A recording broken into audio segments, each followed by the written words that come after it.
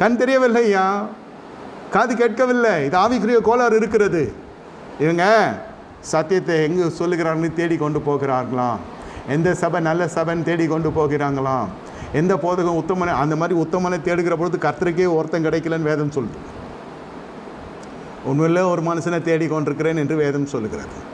அப்போ மற்ற இருக்கிறதெல்லாம் அப்படி பார்க்கணும். நம்ம கர்த்தருக்கே கிடைக்காத ஒரு காரியம் மனுஷன் தேடி கிடச்சிருமா? அதுவும் கர்த்தரை தேடினாலும் பரவாயில்ல, உரைக்கப்படுகிற வார்த்தையை கூர்ந்து கேட்டாலும் பரவாயில்லை.